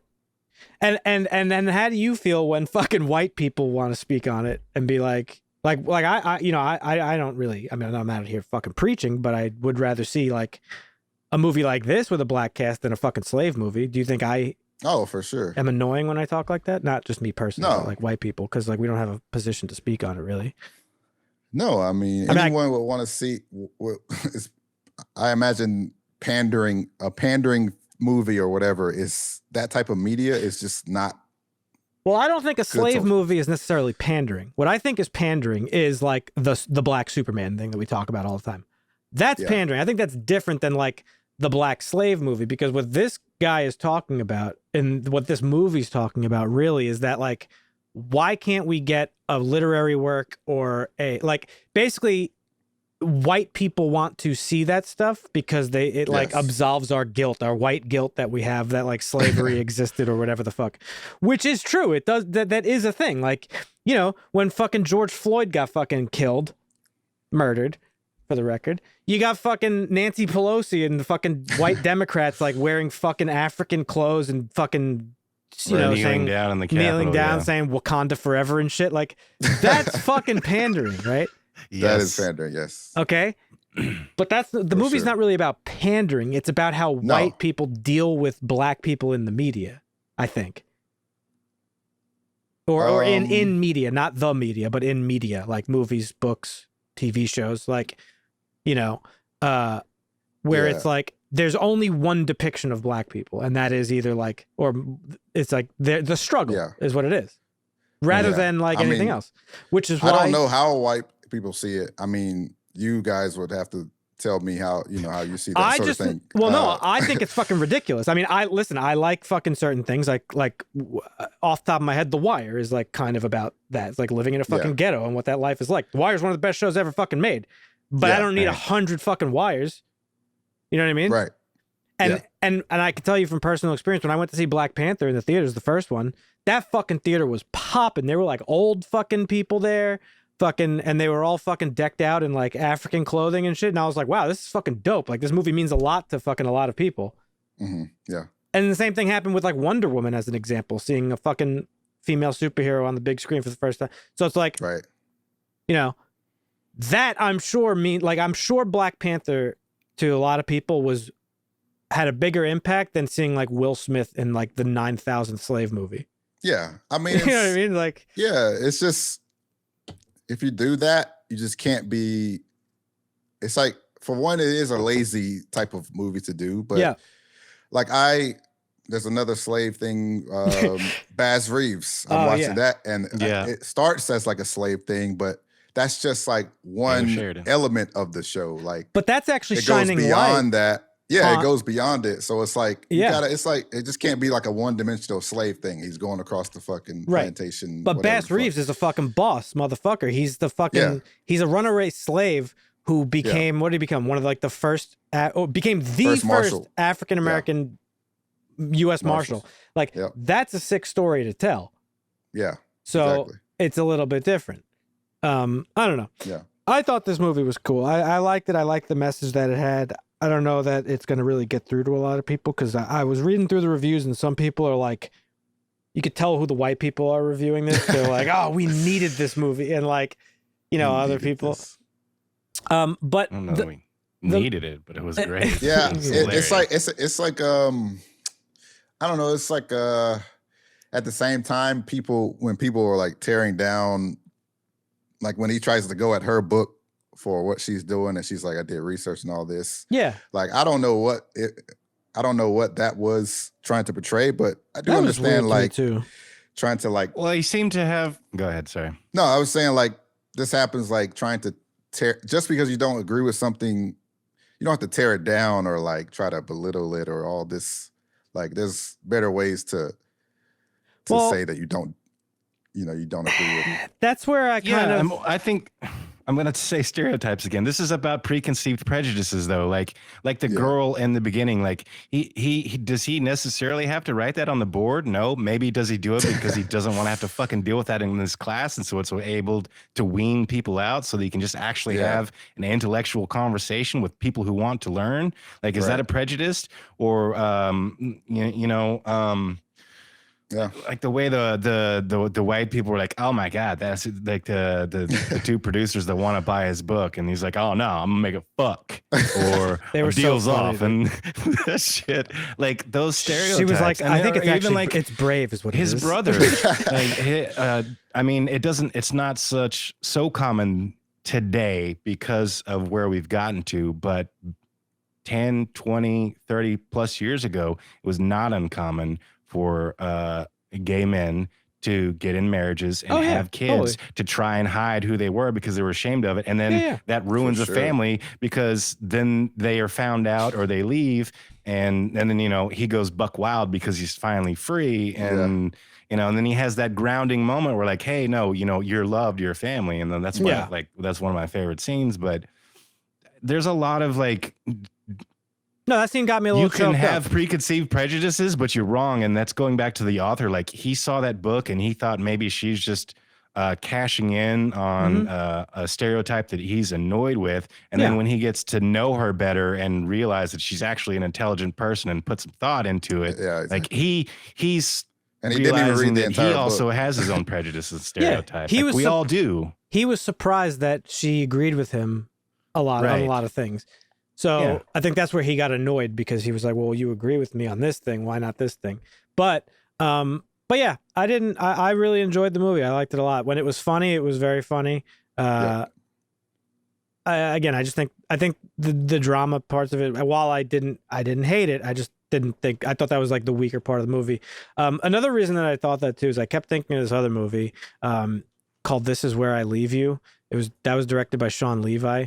and Jason Bateman's in that, Tina Fey, Adam Driver. It's got like a huge cast, and it's a similar story about like a guy having to go home because his dad dies. He goes home for the funeral, and he's been away from them for a while, and he like reconnects with them, and they're like a dysfunctional family, as all families are. And because they're Jewish, they have to sit Shiva, which is like, it's like, I don't know if you guys know what that is, but it's like a multiple day wake essentially in the dead person's home. So it's like a very personal, like multiple day thing. And they're all in the same house. So all the old like childhood trauma comes out and this, that, and the other thing. And it's very dysfunctional. It's a funny movie and it's a good drama. So that movie, because it solely focuses on those things, every character gets fleshed out, and it was better to me. So because I think this movie was just doing, I think, a little bit too much with what it wanted to do. From what I gather online about the Erasure, the book, they said that it's fleshed out a lot more. Like there's more jumping between like present day Monk and like memories of his father. And there's actually like a short novella of that book that he wrote within the book itself. So I'm sure it's fleshed out a lot more, as most things are in books in usually the book. are. Because kind of what happens here is like it jumps to the familial stuff and then jumps back into the comedy. So you never really get into like a groove of... Yeah, it's a bit jolting at times. You never really get in the groove of like being with his family or like being with these people that you're supposed to care about. And like, you know, again, while there was like an emotional thing, okay, it's emotional because I am a human being and I can empathize with that. It's just, it wasn't really about the characters, just more so the experience or whatever the fuck. So I don't know. That's my only real gripe with it. Otherwise, I really liked that. I thought the acting was great as well. For as briefly as he was in it, I loved Keith David. He was fucking awesome. Yeah, he was. I kept expecting our boy Jeffrey Wright to say the line. Which one? You know, from Westworld, where he's like, "Doesn't look like anything to me." I fucking love Westworld. They ruined that show. They could have thrown that in with a little bit of an Easter egg. But yeah, no, I great. think it did a good job of getting the story of the book out there, even if it wasn't like perfect. No, for sure. I mean, 10 out of 10, but I don't I don't know anything about the book, so I can't really speak on it. So I'm just obviously only talking about the movie. But yeah, no, I as a movie, I thought it was great. Is it best picture worthy? I don't really know, but like that's such an arbitrary fucking stupid thing. Yeah. I mean, that's a tough one, yeah. Part of me almost felt like the fact that it's nominated for best picture is like exactly what the movie's talking about. It's like, oh, here's a movie with an all-black class, just like make it. Nobody's heard of it, but just that is actually hilarious. We want that to be best picture. So it was like meta. It was super meta. Yeah, it kind of was. So yeah, I mean, it works to do what it wanted to do, basically, and it's got a 7.7 on IMDb. I'll give it. Yeah, I would give it like a 7.5. I thought it was really good. 7.5, 8. Yeah, I'm right there with that. Dusty, I'd give it I'd give it an 8. I'd give it a bump.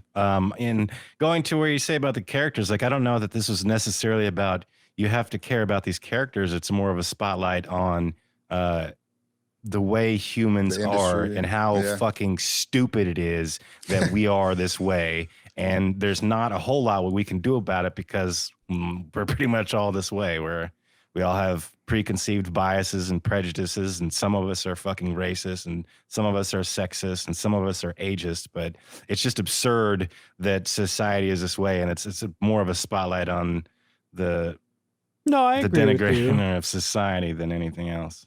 No, I agree. I agree with that. But like at the end of the day, there is like a character drama there. So sure, yeah. You know, and yeah, I don't know. I just like it felt a lot of times like it was two different movies. That's what I think I kind of just I can get that disliked about it. But otherwise, you know, I didn't not enjoy it. I enjoyed it very much. Like, you know, I don't know what kind of movie it would have been if it just focused on the satire part of it, dealing with his book and all that stuff. Like, I don't even think those two worlds like even collided at any point, to be honest. Like, other than his relationship with his girlfriend, and that he was like embarrassed that he wrote this book and was keeping it from her, and how he like raised the money to take care of his mom. Those two worlds never really even collided. So it just felt like two separate movies a lot of the time. That was kinda. I mean, throughout the movie, they were showing you or making hints at how he was basically just like his dad, like yeah, totally, always lying, and even Cliff called him out on that porch or whatever. Yeah, 100%. He's like, you know. But again, that was like centered in the familial thing, right? Yeah. Like if you take away the other elements, like the book writing stuff, like that would have been like central to his character. If you were just doing a straight drama, like, wow, you're pushing people away, you're like, Dad, you're lying, you're this, you're that. But I don't see how it really connected to the other part, other than that he was lying about his book. Not even lying. It was just like it was omission. He never even told anybody that he wrote it. Yeah. So right. He wasn't even lying. It was just like, he just didn't mention that. You know what I mean? Yeah. So I also love that he was anal retentive about words like detective dictionary and the semantics and shit. That was fucking great. Yeah. That was funny. But that's just because I'm that way too. My favorite character was Lorraine. I love Lorraine. I'm glad she's happy and got married. Yep. And Adam Brody was pretty fucking funny too, as Wiley at the end. Did you guys look up Stagger Lee, or did you already know Stagger Lee? No. So I didn't know much about it. It's apparently it's like a famous pseudonym. It's like a folk song apparently about Lee Shelton. He was an African American pimp living in St. Louis, Missouri. Nicknamed Stag Lee or Stack Lee, variety of Stag Lee was his pseudonym. Yeah, Stag R. Lay was his pseudonym. Mm-hmm. Let's see. Popular American folk song. He was given the nickname because he went stag, attended social events unaccompanied by a person of the opposite sex. Yes. He took the nickname from a well-known riverboat captain called Stack Lee. Well known locally as one of the Max group of pimps. I don't really know how it ties in or why he used the name, but apparently it has some history behind it. Interesting. A lot of writers take pseudonyms. For instance, Stephen King sometimes writes under the name Richard Bachman. So if you ever see a Richard Bachman book, that's Stephen King. Yeah, I saw the news, I forgot about. Somebody wrote a book under a pseudonym that got picked up. They wrote it as a pseudonym so it would get picked up by a studio, not knowing like, oh my gosh, it's this author. We got to get this movie. Wrote it as a pseudonym just to see how well it would do. And it did get picked up anyways. Interesting. But good movie overall. I'm glad we all liked it. Yeah, let us know in the comments, folks, what you think of American Fiction. If you've seen it, Before we go, we need to get Marvin's rating of Saltburn as well. I don't even want to fucking hear it. I got it privately. He liked that shit. Fuck Marvin. Sorry, that was a little bit hard. It's a solid 6. Dan gave it a 1 or a half, and I gave it a 3, I think. You give it a 6? All right. Solid 6 for me. Like I said, just the ending, how he became a criminal. He was like a mastermind. I didn't appreciate that after everything, but everything. Have you seen The Talented Mr. Ripley, Marvin? No, I was reading about how it was very similar to that, but I haven't seen that.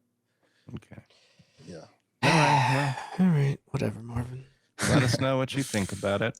Yeah, folks, leave a comment down below. Let us know what you thought of American Fiction. If you have not done so and you enjoyed this episode, leave a like, subscribe, check out our website. You can hit us up over there on Twitter, harshlanguage.tv, and we'll be back next week, same time, same place. Thank you for listening. We'll catch you then. See ya. Asta.